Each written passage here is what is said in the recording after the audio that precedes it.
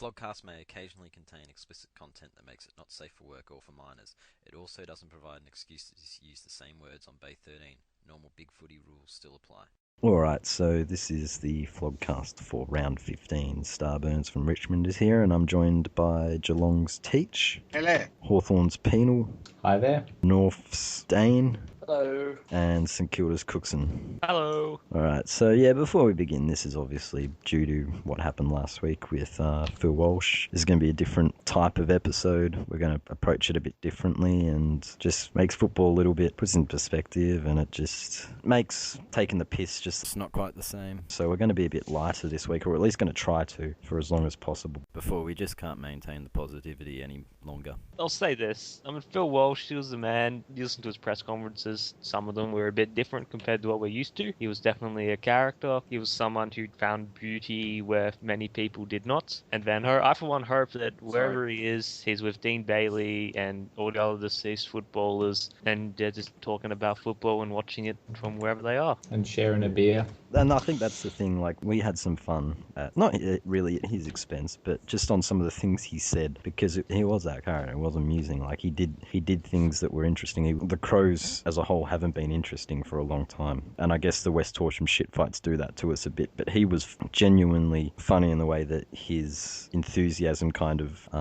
what's the word? I watched him a couple of weeks ago on 360 with an interview with Robbo, and like, you just genuinely got a feel for the man he was, and he was authentic, he was genuine, and above all, he loved football and was like immensely passionate about the sport, and he had a lot to offer it, and it's a massive tragedy that he won't get to fulfill that in the senior coach role. The way his enthusiasm manifested itself was what I was looking for. The way it actually came out was the way he talked about it. Yeah, he offered analogies that no one else offered. He actually reminded me of the Sheedy-esque character, how Kevin Sheedy would say bizarro things that still made sense in a context, but they were just really weird ways to say it, and it was kind of amusing like that, but it was still said from a point of view of actually really enjoying what you're doing. And despite all our bullshit, we enjoy this, and we enjoy the game as well. So everyone's got that in common, I think. And I think that what's come through the news is that his son had some difficulty with mental illness, and that's probably what led to the tragedy. Yeah,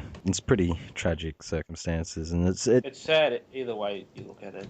Yeah. I think everyone felt pretty flat when they heard that news, and it's not just because it happened, it's how it happened and circumstances around it, like people in the industry dying, coaches passing away, that kind of thing happens over time, but nothing quite like this. The word murder is very unseemly, and just when you think about it that way, there is so much more. It's more something you refer to in a movie or something when you watch it. You know, it's Yeah, not something that pops up in. I can't remember who said it. Might have been Rob Chapman, the chairman, but he said that even when you go on like a crisis management course, you don't prepare for something of this magnitude. You just don't expect it. Even when you are expecting the worst, you don't expect this. Yeah. But yeah, that's the thing, that it's just unexpected. No one knows what to do. But for Bay 13, we veil Phil Walsh and wish the best for his family, because it's just not a great time for them at all. And let's remember the man for what he offered, and I think he was a breath of fresh air for the sport at a time when the sport probably needed it, to be honest. Yeah, that's true. That's a good way of putting it. Every interview he did was actually worth watching. Even if he did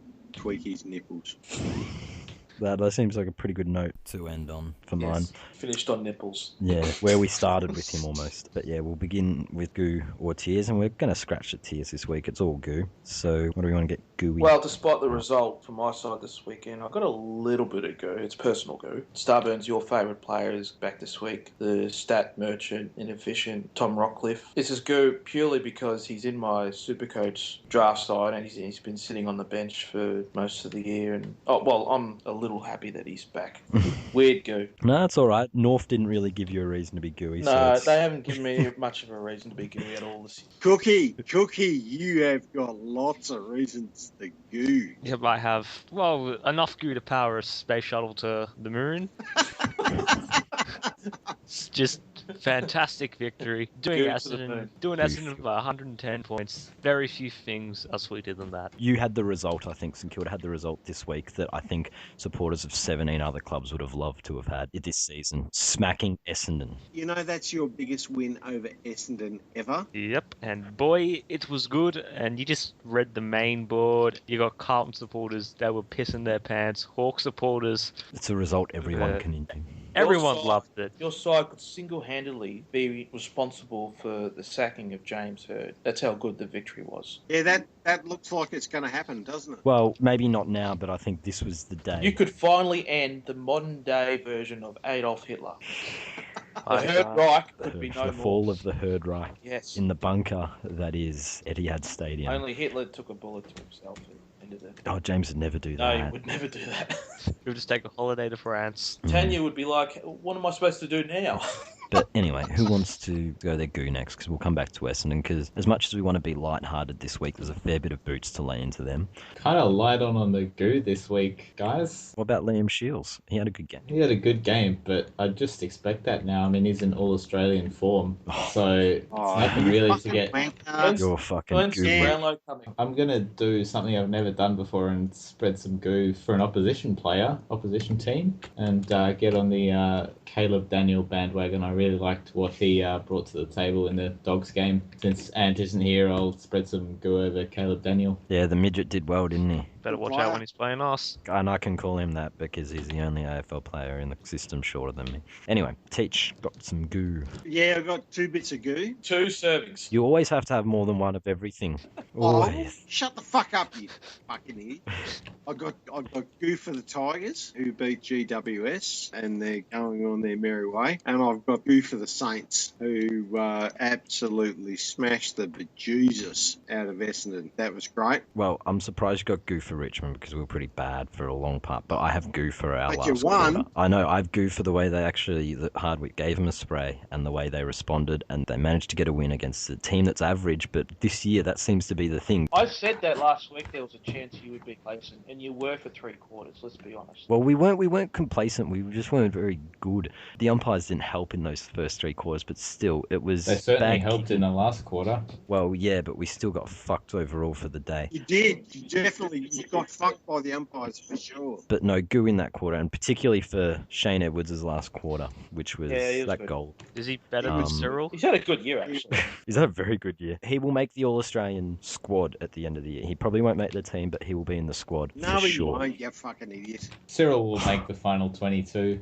Oh, bullshit. Get fucked. He was great on He's- Friday No, night. he will. Cyril will. He will. Cyril will make it. What the fuck's he done all year? He docked. No, you Oh, don't well, put he's players just- like No, Cyril he in will your not. big He will trades. not. Eddie Betts, Jamie Elliott, Mark Lacroix at Wingard have all had better years than him in the Edwards, same role. Higgins, they're all ahead of Rioli. Edwards has had a better year. Yes, exactly. Higgins, listen to all these small to mid forwards who are had. Jack Loney's better. Oh, Caleb Daniel. The only one on that list who has legitimate claim to be in the All-Australian side over Rioli is Betts. Elliott's overrated. Higgins is shit. Fuck this. Lacroix I'm is gonna slow. go podge on your ass and dig up these fucking stats because that's fucking. Yeah, but you can't measure Rioli on stats. Yes, you can. This is the thing. He can be measured in stats. That's The what idea that he everyone can't- keeps telling me The about idea, Natanui. that he can't. The idea that he can't is the excuse everyone makes for his underwhelming numbers. That's the excuse everyone makes for a myth. Natanui. It's a fallacy. It's a myth and it's a fallacy. And since we're on Rioli, we'll go straight to Collingwood being brave. I'm going with the Penal on this. I reckon he's right. Oh God. You go Penal on everything. Yeah, you fucking white knight him, why don't you? And we'll go with Collingwood Hawthorn to begin though, Brave. because Collingwood were brave. Yeah, brave. Brave. Very brave. Very Right. brave. Like they were so brave. Everyone was brave except for Jesse White, who was just. Fucking Too shit. He wasn't brave. Jesse wasn't brave. Too bad we don't have Morgs on tonight because she'd be melting like a fucking ice. Well, I hear she's not on because she threw her iPad against the wall, Sue style. Oh right, okay. That's why she can't join us. I don't know if she'll be able to replace it for $1.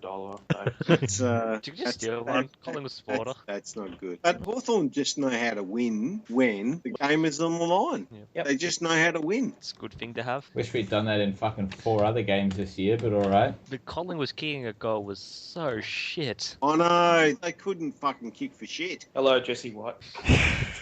And let's be honest, Rioli did have a good game. He had a great game. Rioli was the best forward in the game. How he was able to find the space he did inside forward 50, because as much as I like to hang crap on him about how overrated he is, you do need to keep an eye on that guy. And the fact that he found that much space in the back 50, something was wrong there. Who was his opponent exactly? I think it was a potato.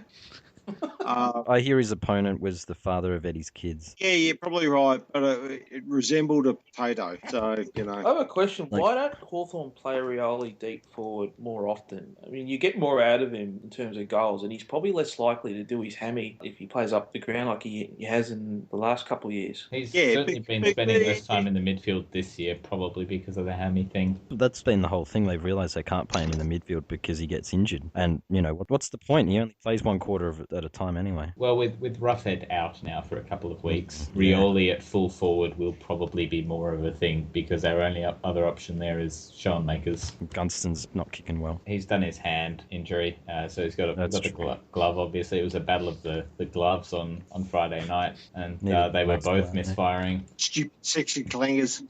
Cyril, he knows how to find space and he knows how to take a uncontested mark. So why wouldn't you have him up there? Yeah, but now he's going to disappear for the next 5 weeks, and no one will be like, yeah. No, Cyril is one of those players. Sean Burgoyne is another one that they don't get interested against crap teams, but they turn it on when they need to. No, they are both Indigenous, and that is where the similarities between Sean Burgoyne and Cyril Rioli stop. Burgoyne's a fucking class act. He's a gun player. I think you're seriously doing a disservice to Cyril there by saying they're not in the same conversation. Obviously, Burgoyne is a legend of the game, but Cyril will buy a legend of the game. I reckon you're right there, Penal. I reckon Cyril, he just knows how to find space, and doesn't mean he's Burgoyne. No, he's not. Look, he's not. Brad Hill's closer to Burgoyne. If you want. He's not as good as Burgoyne. Or Isaac Smith, even. Jesus, he's pretty bloody good. Am I hearing this right? No one fucking rates Cyril here except for Teach. I rate Cyril as a forward pocket type player. Same. Bit better than Palopolo, bit worse than Wingard. Bit worse than Wingard. Hang your fucking head in shame. I have brought up some stats. Okay, Cyril Rioli. He's about a Lindsay Thomas level, except without the dive. Oh no, he ducked as on the weekend too, didn't he? Yeah. Put his head down. Didn't duck. That was a He fucking. did duck. I mean, the fucking DeVarco one. We got the. Marco's ass was basically touching. No, that was the right decision. He got a fine. He could have got off. He got a fine, but he definitely shouldn't have been suspended. But it's a free kick every day of the week.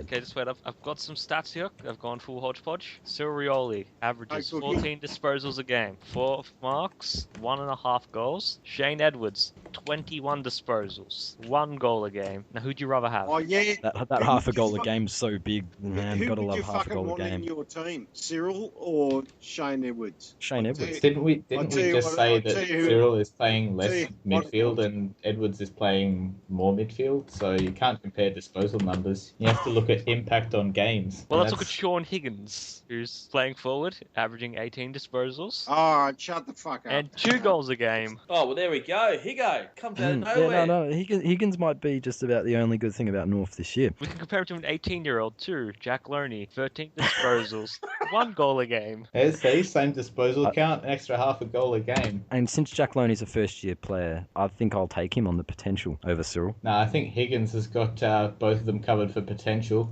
No, Yeah, he's they not have Jared hamstrings, Brave. so Do we have anything else on Hawthorn Collingwood, or do we want to move on? brave, very brave. So brave, yes. Very brave. Another Very brave brave. loss. And I did like the thread. I think it was Pack Lunch about, so after a month, Collingwood tested. Collingwood's only won 1 game. But they've been brave. Let's go to Gold Coast versus Lone North. We don't fucking have to. Dan, what the fuck happened there? I don't have words to describe our loss to a side that has only won, up until then, only won 1 game, let alone explain That why was we a got thumped Fucking by this side. disaster. 3 words Just to an explain this. absolute fucking Gary, disaster. Ablett, No, I returns. wouldn't. Yeah, look, Gary wasn't all that dominating for the first 3 quarters when we had a tag on him, but when we You saying he went junk time? Well, we dropped the Junk tag. time, We Gary. dropped the tag in the last quarter to try and win the game, and he just went berserk like he can because he's Gary Ablett. But beyond that, I mean, even with Gary Ablett back in the side, this is a game you shouldn't drop at all. No, you should have won it. And You I should have said- fucking won that Well, game. you picked fucking Magic Door. Yeah. Oh, magic Like doors. okay. I haven't been watching North that closely. Like, I've paid attention to their results. I've kept an eye on their games, one eye, but I haven't actually seen enough of their games to go, geez, Ben Brown's been pretty shit this year. No, he shouldn't have been dropped. Maybe he should be dropped. Yeah. No, he Like shouldn't have been dropped. nothing's made me think that. And I've watched enough of your games to know that Waite's been struggling because of the X's. Like he's not hitting the scoreboard. But Brown's the problem. I just couldn't understand that. Yeah, but that even with Brown in the side, that shouldn't even come into it. I mean, that it should have won this game. I mean, I don't know. It was just a you weird... lost the battle at selection table as much as anything. Like how does that happen? No, they lost the battle when Brad Scott came back to the club and was declared fit to take the training sessions. So like the James. players all went inside their shell and thought, "Oh, great, here comes the arsehole coach again." No, it's like, oh fuck, we're gonna have to play Sousa's game plan again.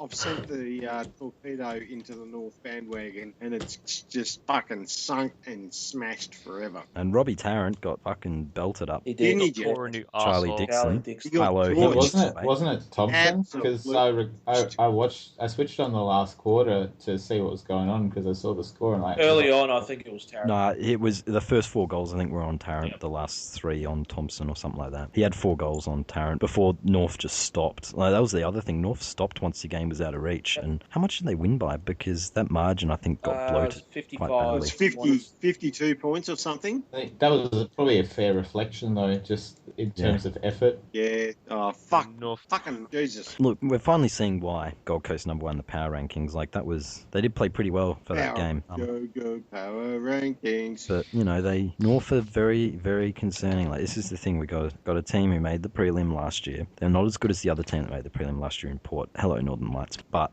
they are not winning enough games. And if they keep dropping these games, and we kind of discussed this before we started, but if they keep dropping these games, them and Port and these teams who are supposed to be better than they are but aren't winning, a team like Geelong might actually still somehow sneak into the 8, or even the Dogs who are struggling, or fuck, even the Giants with all their injuries. Well, we won't, but, Giants or Dogs might. Well, you might, because these other teams, the way they're going, aren't going to win enough games to knock you out. I guess since you mentioned Northern Lights, I just want to say double donuts, that's all.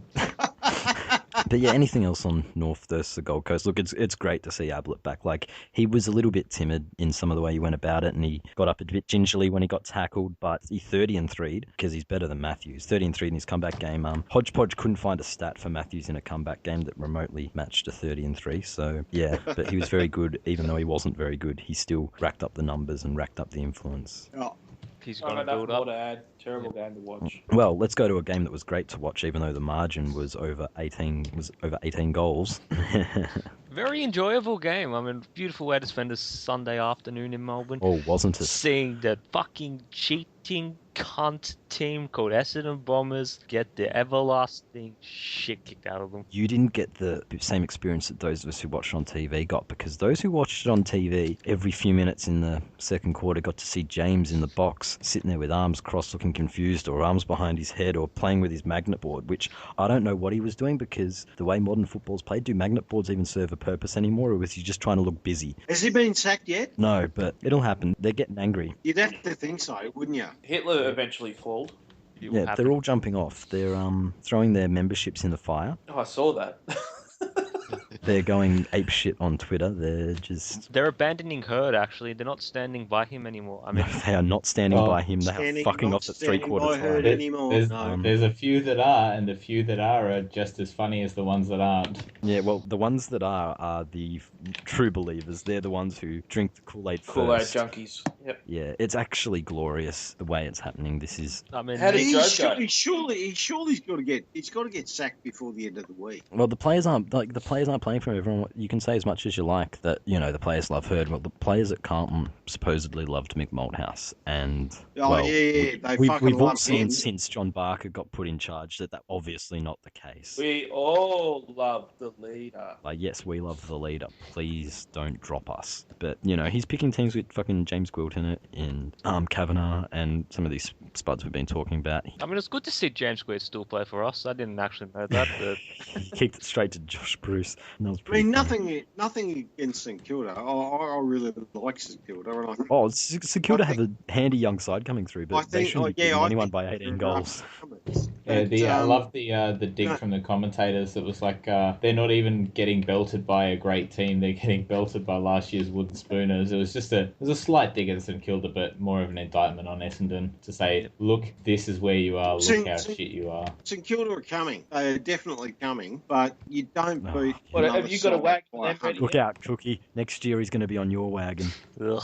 But yeah, it's good to see it. I mean, another positive was that the highest draft pick we had in that game, apart from Rewald, well, the young team, was only Luke Dunstan, because no Billings, no all that, which means we've nailed our drafts. Carlton's a shit truck, as we discussed. Yeah. Like a look. We've nailed our draft picks. I mean, Jack Sinclair we got for rookie pick, and he's probably, I'm going to say this, he's been the best draft pick we've had in the last 5 years. I'm not going to do the joke. I'm going to write down that name, Jack Sinclair. Well, he's just another Jack at St Kilda. It's easy to get him confused. I prefer Jack His Cox from Sydney. You would. But it was magnificent just watching that. They treated him. It was fucking witch's hats. Jobe Watson, 200th game, showed some great leadership and getting 7 disposals. Brendan Goddard too busy pointing and being a pointing at everyone like. Yeah. Apparently, I wonder how they'll portray this in the movie. This game. I wonder how that's going to look in the movie. Gab's not enjoying his football, apparently. Yeah. No. Just let's think sad about. about his football. Let's think about Brendan Goddard for a second. Now, this is the guy who left St Kilda. Yes, he left it probably for money, but he left St Kilda for Essendon because Essendon was supposedly closer to a flag. Look how that's worked out for you. You cunt. I think this was the point where they passed with one on the way down, the other on the way up, and they waved to him as he's gone past. You're on the shore and the boat's just going past you and they're all waving at you and you're just alone. You're on the shore, you step through the sand and you've got needles underneath your feet or something. It's just hilarious. But yeah, the movie. If it's a comedy movie, it's really excellent writing. I think it's going to be a horror flick for Essendon fans where, evil James Dank. It's going to be like Texas Chainsaw Massacre. Who plays Hurd? Hurd will play Hurd. Well, Hurd's Leatherface, clearly, because, the orange glow and everything. If they make a fucking documentary out of this, he'd be the type of guy to say, no, I don't think anyone could do artistic justice to the type of person that I am. I must play myself. He won't go near this movie because this movie's going to be just, well, it's going to be great viewing for everyone. No, I reckon Christopher Walken would play Hurd because he knows how to play a disaster gangster. But anything else on that game, look, because it was magnificent. I mean, the only people, every single person, Big Footy collectively orgasmed at that game. Yeah, I'm envious of St Kilda fans for the fact that their club got to dish that out on Essendon. I wish that was mine. I really do. I wish that was Richmond making them suffer. Making them bleed. Yes, just breaking the doors down at Jamestown, just causing what is effectively going to be a riot, the uprising. I had a big laugh. I laughed my tits off. Who the hell that? Teach? I don't know. Yeah, I don't think you got the accent right. I kind of got Borat out of that, but. That's what it was. It was fucking Borat. Yeah, it was a mix of Borat and Mario, I think. Yeah, Did I have very sore ribs from yesterday still? So at the risk of sounding like a stereotypical Hawthorn supporter, how's your dick holding up after the furious masturbatory sessions I'm sure you had last night? Oh, very sore, along with my hands as well. Did you bukkake over the crowd like Penal does after a Hawthorn victory? I'm actually banned from Etihad Stadium because of it. Oh, jeez. No, but I did smuggle in some champagne just to spray it all over the crowd, make my own crowd song going on. Let's move on to Puffers out of Puff. Oh, the Puffers. What the fuck's going on with the Puffers? They're fucking hopeless. Their whole game plan was based around being run and being fit. Ken Hinkley is completely shit at being a football coach, apparently. Well, if their game plan was about running and being fit, how the hell does Ollie Wines get outrun by Adam Goods? Yeah, Ollie Wines is a fat prick. Well, look, the scoreboard was a little bit flattering, but because the Swans probably had him comfortably for a decent portion of that game, but they just never quite put it beyond doubt. And Porter just so disappointing. I can't believe how far they've slipped this year. It's coincided with just how bad a year Schultz is having. They just don't have that target. And as good as Wingard is, he can't win it. Turning point in the game was the Teddy Richards injury, and ironically, you'd think, okay, Port are going to win it from here. They've got their key defender now. They've already used their sub. Rowan went off in the first quarter. You thought when Richards went off, Port are going to run away with it now, but the opposite happened. Port just stopped. Sydney piled on the next 4 goals, and from that point on, when Sydney got out to the 4-goal lead, they just did enough. Always kicked a goal when Port looked threatening, and just kept them at arm's length. I mean, didn't Sam Reid play a good game again? Well, they happened to kick probably their best score in how long without Buddy and Tippett there? They're legitimately a better side without Tippett. Right? Oh, well, yeah, I mean, that's obvious. They got more out of that than Curvis guy. I think that Port are having an off year. I reckon that they'll come back next year. But they're going to need to find a forward because Schultz is struggling, and then the only other option is John Butcher. They should throw bags of money at Dixon. Yeah, well, Dixon's apparently gone to the Bryans, so... Speaking of Schultz, what do we all think of him getting off? Bryce Gibbs is confused, not for the first time in his life. Good decision, bad decision? I think it's alright. But... I think if Gibbs got 2, he should have got 1. I agree. Like, it wasn't as bad as Gibbs, but it deserved something. I don't think neither should have gotten weeks. Yeah. I mean, but Bryce Gibbs doesn't know how to tackle properly, man. He deserves to be punished for that. But that's like his first tackle ever, though. Yes, I know. Like he should have done it beforehand, and he wouldn't make these mistakes. Dane is Dom Cassisi, apparently. I wonder what Dom Cassisi did say about Schultz. Or I'm sure there would have been a few Carlton fans tweeting Dom Cassisi about it. So, wonder. Well, actually, we haven't even checked in on the Carlton board yet, but I imagine they are losing their shit right now over that verdict. But anything else on the Puffers versus the Kohlers? You had an opportunity to beat Sydney without a forward line set up, and you couldn't do it. Yep. Bad Puffers. Bad Puffers. Mm-hmm. Bad Puffers. Speaking of Carlton, we'll go to Carlton versus the Dogs. And look, this was a pretty ugly game. Once again, the Dogs win, barely scoring 60 points. The best part about this game was when Casbolt and Cameron fucked up. Oh my god. Brian Taylor, he managed to somehow ruin that memorable shit commentary, but that's because I reckon... He does that with every moment that's good. I reckon he was trying like Eddie Betts' goal goal of the year last year, or whatever. Was it goal of the year? No, Matt White won. But it was close to, and he ruined that with the I'm Eddie Betts. I reckon he was deep down trying not to say, you are both fucking stupid. He had to just cover for himself somehow. It was amazing that the Crows could not play this week. Kennedy could be average, Waite could do fuck all, Grigg could go goalless, and the X's still only lose by, I think it was 1 goal, because Carlton only kicked the 7, and God, they were shit. And the Dogs are concerning. They're not very good at the moment. Like, they barely fell in against the Saints playing a quarter of football, and they were pretty average against Carlton. I have a theory on the Dogs. Yeah? Actually. Their young players are now running out of puff. Bontempelli slowed up. Yep, they're all slowed up. So Beveridge has gone full... He's gone full Ross line and is now flooding. Well, at least they got Caleb Daniel. That's what happens this time of the year when it gets cold. You were on about this last year about the weather when it gets cold and players just stopping. Well, this is where Collingwood fell apart this time last year, because they had about 11 players under 50 games last year, and they all turned to shit after the bye round. So maybe the Dogs are just handling it slightly better because they're still racking up the wins. Yeah, Penal, he's got it. I don't think it's because of the fucking cold, but I think they have run out of legs. We played during the winter throughout the whole season. For 100 years. Yeah. Yeah. This is why the Dogs don't win any premierships, obviously. Young sides, they feel the cold. They just it's just a long season, you know. Aren't dogs meant to be winter animals, like fucking wolves or something? Hashtag teach for logic. fuck's sake, stop fucking arguing with me, you cunt. Jeez. It's just about what happens. Should they play with long sleeves or something? Maybe wear an extra jumper when they play. I think Tommy Liberatore should get some... Libba should get some hookups on some drugs that warm him up. Fine. The stadium should be heated like those soccer stadiums in Qatar that are going to be air conditioned for the World Cup. They should heat the ones in Australia for the footy. What teams do is go through extended training through the winter, like about this time of the year. Right? He just keeps arguing the point. I Onion love on the belt. I think the runners need to run out with a hot cup of cocoa or something. Run out with one of them water bottles, hot water bottles. Do they need to play in Original onesies? Is your solution teachers that they wear onesies or something, or they play in snuggies? You you fucking idiot. Bring out a fucking douche bottle at halftime. This isn't even being a smart ass. I genuinely don't understand what point you're trying to make. I get it. The point I'm trying to make is that higher at the end of the season. this It point has no of bearing winter- on the weather, though, surely. Shut up, Ed.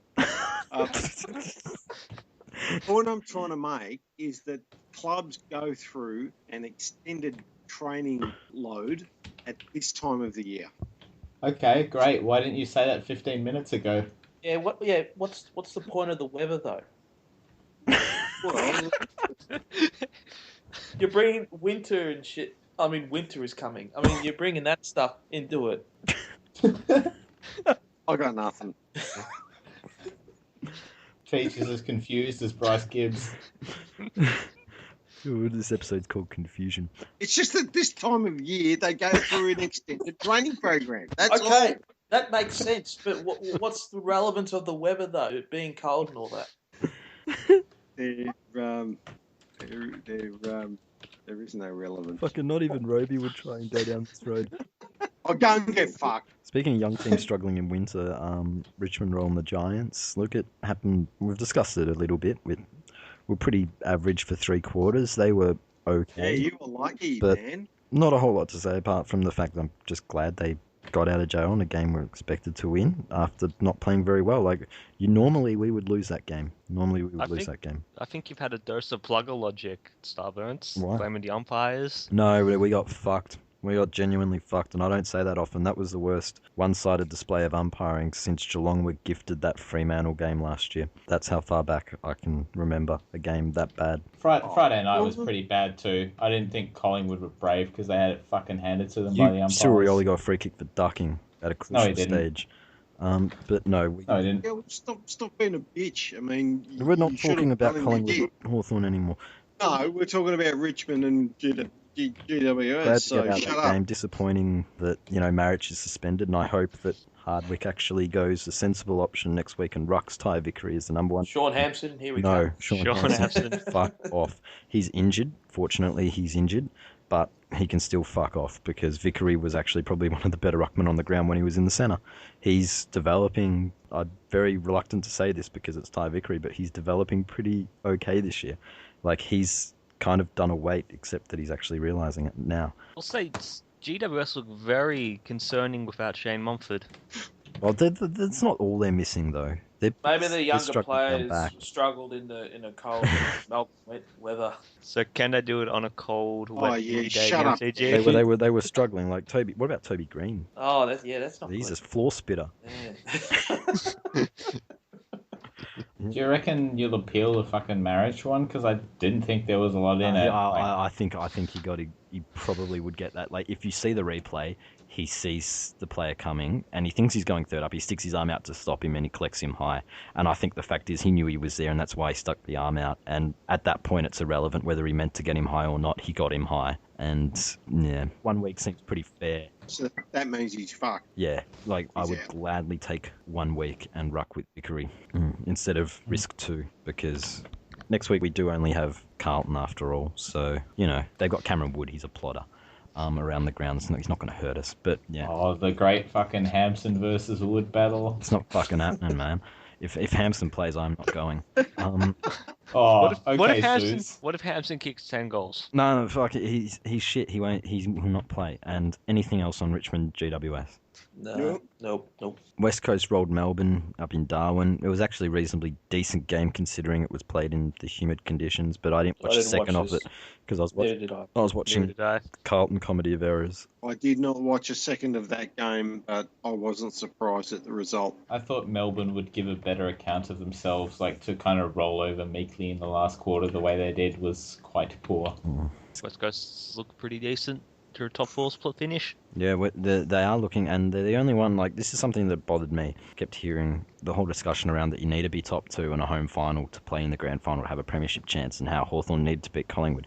That's not the case this year, because Richmond have rolled Fremantle, and Sydney at the SCG. Yeah, Norf did that last year. The Dogs have rolled Sydney at the SCG, winning interstate's not a big deal, except for West Coast. I think are the only one who haven't lost at home to a team other than Fremantle. So as long as they keep winning at home, they're well placed. But it's not top two is not the be all and end all. And I think we got an open season. It's a tangent, but I'm just annoyed at the discussion that apparently you need to be top two to win the flag. I don't think that's such a big Do you think there's a chance that a side outside the four can make the grand final? A side outside the four?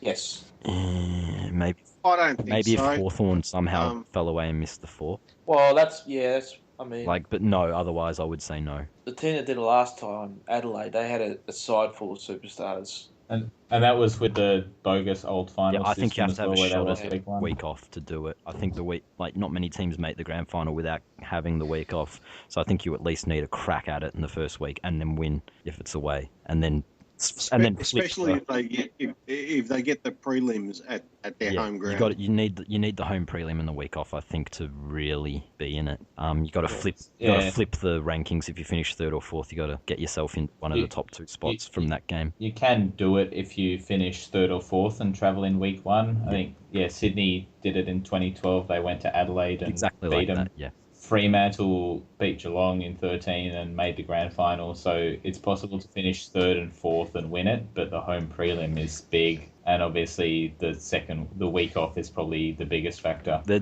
combined, it's very hard to knock that off unless it's two teams in the same state.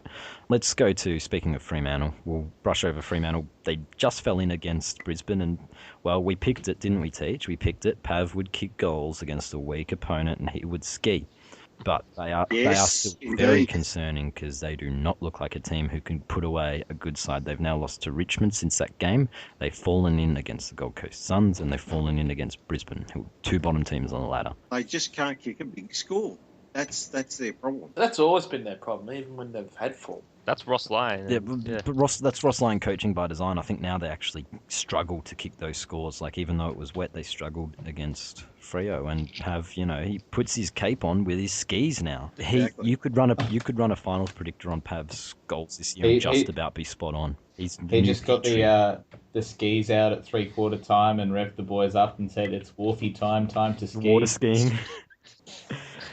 Oh, by the way, it wouldn't be a Fremantle game without saying "fuck off, Jose." Yeah, fuck off, Jose. Yeah, why are we even talking about this? That's what I'm wondering. Yeah, let's move on. Yeah. Do we want to briefly discuss Harley Bennell? Oh. Yeah, right. You know what his favourite show on Fox Footy used to be? What? White Line Fever. White Line Fever. White Line Fever. Well, he was in Tasmania. I mean, God forbid, you're going to have to do something there. I mean, Penal doesn't seem like a guy who will fuck his own cousin, so... Just drop into one of the many excellent cafes that they have there. See if you get served by Jasmine. What if Jasmine was the one providing the speech? Yeah, it's the supplier. It's actually pretty funny that it did come from 2 years ago and it's come out. Like, there is something a little bit harsh about it. What is it with teammates wanting to take photos of... I don't know why you'd take photos. How do you let that... it's really dumb. Yeah, it's only funny if you're pretending. Taylor Duray. Fair income. How dumb. Like, that's really dumb. Yeah. I'll cop that it's stupid, but it's still funny. It's funny if you don't do it in the heat of the fucking... It's funnier to do a Sam Mitchell, but... Yeah. Not according to Collingwood fans who had the fucking booze out. I'm sure he laughed about it every day he got target tested for that year or whatever after... How'd they target test him? 6 months, I think. 6 months, not waking up at 6 a.m. to piss in a cup, but I'm sure it was very funny at that stage. I would say it does seem kind of like, Channel 9 and Damien Barrett had the photos. They didn't release them. And when Damien Barrett doesn't do something like that, you know, when Damien Barrett won't stoop to that low, you know you're stooping because it doesn't get much lower than Barrett. Do you reckon Robbo was being a bit of a vindictive twat because Penal tried punching him in the face? Yeah. I reckon you're right. Yep. Anything else on Penal? Will he remain a Gold Coast player at the end of the year? Depends on what's offered for him, I think. Yeah, he might be offered up for trade, but I don't think he's got much currency. He's a jet of a player. Yeah, he's a good player. I would love to have him. He's a good player, but who's going to take him? You know, that's Freo or West Coast. I'll call it now. He's off. I dare say you'd have to weigh up the pros and cons. Let's move on to another drugs issue, and Stephen Dank, this was the funny story of the week. What's he doing That he now? did a talk at the Duda Stars Suburban Football Club, and Dean Wallace coaches there. And in the aftermath, Football Victoria sent drug testers down, which if that's not the funniest shot across the bow to a club. That's just up the road from me, and I called one of the guys. East Geelong, near East Geelong. Oh, shut up, here. I don't live in fucking East Geelong. He just gets in his tugboat and he just goes up the Yarra and he's up there. the Maribyrnong too. Yeah, so I gave a mate a call, and he said, "Oh yeah, fucking Dank's here."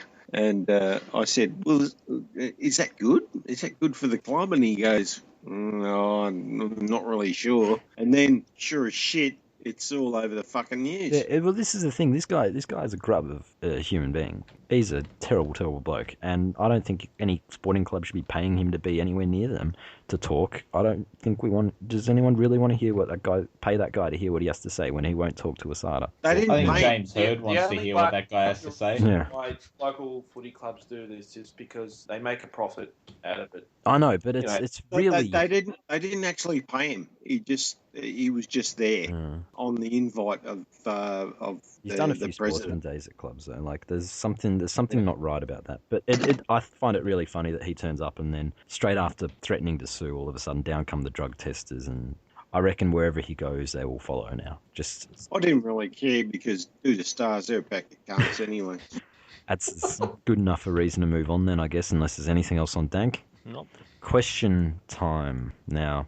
This one comes from Ilksy. He's got two questions. We're going to ask them both, and we'll go short answers for these. But if you had a choice between Essendon or Carlton to support, who would you pick, and how much would you bribe to pick another team? How much would you bribe to pick another team? Yeah, pick a third team. So if you had to jump on the Essendon or Carlton bandwagon, how much would you pay to be able to jump on another bandwagon?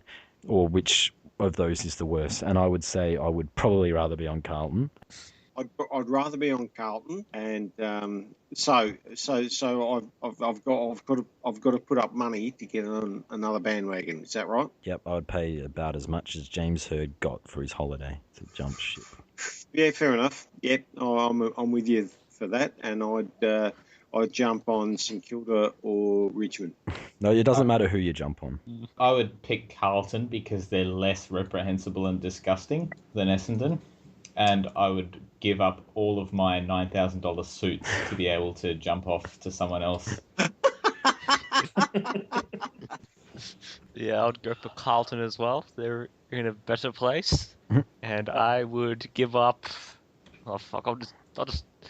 Fucking hurry up, will you? The money in my wallet, which is like $2.50, I'll pay that. You don't really want to get out at all, do you? No. I think we've got a Carlton bandwagon among us. $2.50. That'll get him back onto the St Kilda bandwagon. Get him on a train?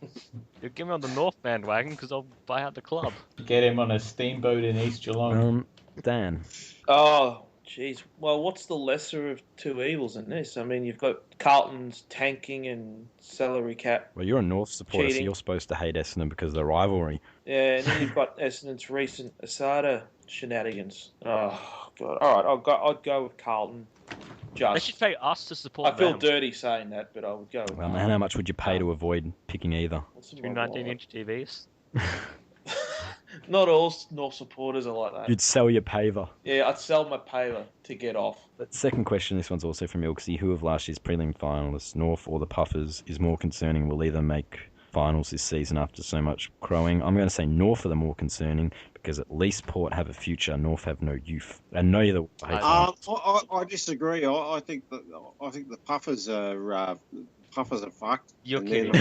They're not going to make the finals, and North are ahead of them. I think I agree with Teach. The Puffers are more concerning, and that's because as long as Jasper Pittard remains on the Puffers list, they're always going to be more concerning. That guy gets even worse every week. Doesn't he just? He's a fucking spaz. How many times do you want to fuck up? There was a thread that on the main board actually that was made sometime in the middle of last year about how bad he was. Where's Pittard at?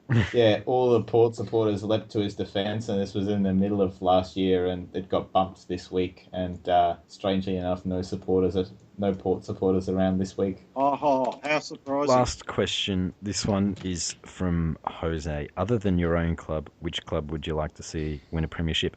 My answer, Jose, anyone but Freo. Fuck off, Jose. I'd like to see St Kilda win a premiership. Oh, thanks, Dan. Yeah, Bulldogs for the same reason. Yeah. I'd go with Saints and Bulldogs. However, I think that Richmond are closer. No, just leave us So, alone. so I want the Tigers to get up. As my girlfriend barracks for the Tigers, so you know. I thought she didn't like football. No, well, she doesn't. Well, if you're a Tiger supporter, you. Fuck you. Can't believe no one said I thought he barracked for Hawthorn. You guys are slipping. Cooksen, I think, is the only one who hasn't answered. I would like to see Sydney win another flag just so Eddie Maguire can melt like the fat cunt he is. Bad man you are. You're a disgrace. Sydney win another flag. Fucking hell. That means we're going to have we don't want them winning another one. This week. That would mean an off-season full of Jack Attack. Do you want that?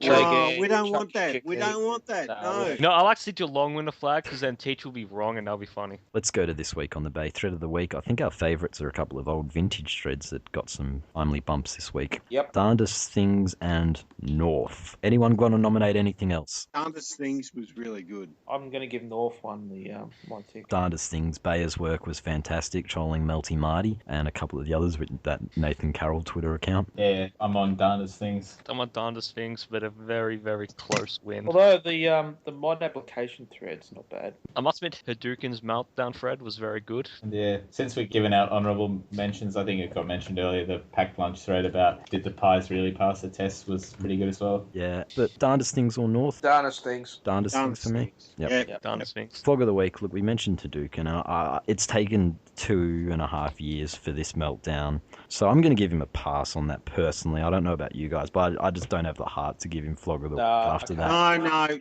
No. He's fronted up for 2.5 years, and We're not giving Hadouken. We can't give him Flog of the week. No. Credits in this thing. He's enough credits in the bank. Melty Marty, on the other hand, Yeah. could go for 2. Hadouken has enough self-awareness to get a pass on that one because he knows what he's doing. He even did it in the OP. I think the last line was like, keep blah, blah, blah, and blah, blah, blah, with the thumbs up, you know. Just enough of a wink at, you know, I'm not completely angry, I'm just annoyed, you know, I'm venting. Do we have anyone else, though? What about the mod that closed the Roby thread on the main board? Who's that? That was Forward Press. Yeah, he can have my nomination. I second that nomination. Roby came back as well. Like, they won the beans, and as someone said, they put all the beans on Gold Coast this week.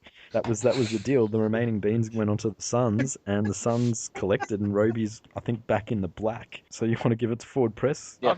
I've just got a dishonourable I think so. mention. I think Dishonourable mention to Chasing 17, who decided to whinge and bitch in the X's thread, along with all the other Carlton floggers. If there's no other dishonourable mentions, we'll move on to... So who got the Flog of the Week then? Forward Press won it, I think. Forward Press, Yep, yes. Forward Press. Based on the closing the Roby thread. Last week's poll was Collingwood's performance the bravest in history. 21.4% said no, 35.7% said yes, and 42.9% the winner said Jack Watts knows nothing of bravery. I think that poll's fairly reflective of the sentiments. There's nothing braver than Collingwood. Let's go to next week, and on that note, Collingwood versus the Puffers at Adelaide Oval on the Thursday. Last Thursday game for the year. Very interesting game. I think Collingwood are going to win this. I think Collingwood will pass the test with another brave loss. A brave loss. Which ground will this be played at? Adelaide Oval. Okay, Teach, is it going to be cold there? Actually, it's going to be wet and windy, but I think that will suit Collingwood. Magpies can't fly in the wind, so therefore power to win. Pufferfish in a close, Brave. brave like performance from Collingwood, but Puffers just. I think Collingwood are going to be good enough to get the 4 points this week. It'll be putting to an end a string of honourable losses. They'll get the real win. Brave win. This week. Brave. It could be a brave win if they only win by a small margin. They might do it in Yeah, spite that- of Jesse White. Collingwood to get brave win. So basically, if it's a close margin, it's brave. Oh, it's always brave. Brave can be anything you want it to be except Jack Watts. Except So- Kane. The mean Adelaide crowd was booing, so it'll be a brave performance. Richmond versus Carlton. We've passed our test against the average team. Now we'll pass our test against the shit team. We'll roll them. This is going to be a smashing. 10 goals, Richmond. Yeah, Richmond by heaps. And hopefully we keep them to the kind of average score that helps the X's along too. Our defence is pretty damn good. Hampson to give first usage to the Tigers midfield. that was good. Yeah, Tigers comfortably, I think. It'll Shane be- Edwards to keep proving he's better than Cyril. It'll be closer than most people are tipping because I think Carlton have really improved their defence under Barker. So it'll be maybe 5-goal win to the Tigers. Fucking, what's his name? Edwards, Rioli Light will go goalless. Rioli light. It doesn't matter if he goes goalless because unlike Rioli, he picks up 20 disposals a week. Essendon versus Melbourne. The final Oh, game of James shit. Hurd's tenure this after Yeah. Melbourne roll them. Friggin' Melbourne will smack Nail in the coffin match. Yes, the nail in the coffin match. The lethal injection. I'm actually tipping Melbourne. You have to fucking think about it. Fucking Melbourne are No. going to win. Yeah, I but got this is Melbourne, though. I mean, I had a look at the odds and I couldn't believe it. They're actually favourites in this game. Like they should be favourites. Essendon are destroyed. Hurd went to France and abandoned the players. Now they do not want to play for him. If Essendon turns up for a half, they'll win. Yes, No, everyone. No. Turn up for half third. They're Geelong maybe turned up for 4 quarters and Melbourne beat them. Everyone was talking about how far Melbourne had come when they beat Geelong and how they turn a corner as a footy club. But if they somehow manage to lose this, they will have gone backwards to They the did. dark days of Neild. They did play in Darwin last week, Melbourne. They've come back from the trip. And Essendon arrested because they didn't play last week. I'm Melbourne- tipping Melbourne Melbourne. Melbourne smash 'em. should win, but if Melbourne don't win, then that's an Concerning. indictment on Melbourne. That's true. I'm tipping Essendon. have to be Melbourne. That's me shaking my head, that noise. Well, it's not right. I mean, you've got to tip someone. Yeah, I know, but having watched Essendon this week, they won't win another game this year. Essendon have 4 wins, which is what St Kilda won the spoon with last year. And I think it's possible if Brisbane and Gold Coast happen to find a way to win a couple more games, that Essendon are a very good chance of finishing with the spoon because they will not win another one. I mean, Hogan's going to kick at least 5. I mean, their best defenders are their best forwards, so they can't score and they can't defend, so Bulldogs, Suns in Cairns. So this will be Griffey's game for the year. I'm going Suns. Suns are going to win this by at least 5 goals. I think the Suns will win, yeah. Dogs won there last year, but Cairns is not a friendly place to Southern team. Bulldogs have stopped playing pretty much, and with Gary Ablett back, Gary Ablett will beat the Flood. like, here's how great Gary Ablett is. He makes 21 people play. Yeah, better. I reckon you're right, Cookie. I reckon the Suns are going to get up here. I reckon the Coast. doggies are going to be good enough. I think Caleb Daniel to 20-3 and get him over the line. North versus the Cats. This game's very... I don't know. Geelong aren't It's very good. harder to tip than the Essendon Melbourne game. Well, I found Essendon Melbourne easy to tip, but fuck this game. What the fuck is this game? I don't know. North should win, but that means fuck all. So they should have won last. Yeah, exactly. North should win, but who fucking knows? I'm still going to pick North, but with no confidence. You expect North to win. Everything points to a North win, but you have about as much confidence in tipping North as you do. They better not pick Majak fucking Door again, though. Ben Brown, bring him back. Kicked 4 last week in the VFL, so he should come back this week, hopefully. I'm So going to this go is- to Geelong because Teach won't, and he's off the Geelong bandwagon because he's now a Hawthorn supporter. So go you Catters! So this is the game that Brad Scott's back in the coaching box, right? Yep. Yeah, Geelong. Like Brisbane, sides who have a marking forward have cashed in against North, and I'm thinking Hawkins is going to kick a big bag this week. He'll earn his pies. Yeah, he will this week. Yeah, I'm going to tip Geelong. North will beat us. West Coast Adelaide, first game since the Phil Walsh tragedy, and I don't know. West Coast are good. They're at home. I'm tipping West Coast just on form. I don't know what we'll get out of this game. I don't know what we'll see. Yeah, go West Coast. You got to go West Coast. They're on fire at the moment, so they'll win. Even if the Phil Walsh tragedy still didn't happen, you'd still back West Coast to beat them by a comfortable margin. It's just West Coast are just too good. Yeah, I'm just wondering, after 2 weeks off, whether they, and after all that, there just is that motivation now that they cleared their heads a bit. But You talk about having a hard game to tip. I think this is a hard game to tip just because you don't know what the reaction and the response will be like. That said, on paper, West Coast probably win. I mean, it is at Subi too, and West Coast don't drop games at Subi that often. West Coast easy, I reckon. Giants versus the Saints. I'm going to apply the Carlton principle to this from early this year, late last year, in the fact that St Kilda didn't really play an opposition position this week, so they will not win because they've not had the tough hit out they need to beat a AFL standard team, and the Giants will beat them on the basis of that. We pushed the Giants down at Etihad very closely, but I reckon they're going to win because we do struggle a touch with key forwards, big marking ones, and with Cameron and McCarthy. I just reckon they'll beat us, but it'll be a close game. Josh Bruce could cause them real headaches though too. Yeah, and we do have the better ruckman in Longer, so it's going to be a close one. Might be a shootout. This might sound a little odd, but every time I've watched GWS play at Spotless Stadium, they haven't gone too well. They beat the Swans there. They beat us there. Fuck. Okay, well, yeah, that made a complete mockery of what I just said. That's what we do. Thanks. No, with the injuries that GWS have, the Saints are going to get up. That's true. Yeah, Yeah, I'll go with St Kilda. I reckon it'll be a shootout, and that probably favours St Kilda with That was Armitage worse. in there to deliver it to Riewoldt. That was worse than me going on about Adelaide's favourable record at the Dome. But that was really Cool. funny. Yeah, you come They up play with well, Don't though. you talk Mr. fucking Cold Weather. ridiculous. Oh, yeah, the weather report teach the players are going to struggle. Don't you start. Get fucked. The game of the round, Hawthorn Fremantle down in Tassie. I think Hawthorn will win this by about 8 goals. I don't think Freo have the goal kicking power to go with them. If Hawthorn kicks 80-plus points, they'll win. If Hawthorn kicks 60 points plus, they'll win. If Hawthorn kick 50-plus points, we'll win. There's no way that Fremantle will beat Hawthorn. No way. Not in Tassie. If this was in Perth, I'd be nervous, but in Tassie, we'll absolutely smash them. And finally, to close the round, well, does anyone give the Bryans a chance? Against Sydney at the Gabba. Oh, you fucking kidding me, aren't you? Well, that's what I asked. Does anyone give them a chance? Because I'm just assuming no. everyone's picking I won't watch a minute of this game because it'll just be a fucking smack. I probably won't either because I think Cole is beaten by a lot. Yeah, I won't be watching this game. yeah, it'll be Sydney. There, Sydney. All right, this was the Flogcast for round 15. Starburns joined by Teach, Goodbye. Penal, Au revoir. Cooksen, Sayonara. and Dan. You're a flog, Starburns. Oh, you were saving that, weren't you? I don't like you. Thanks for listening. I'll see you next week. Oh, shit.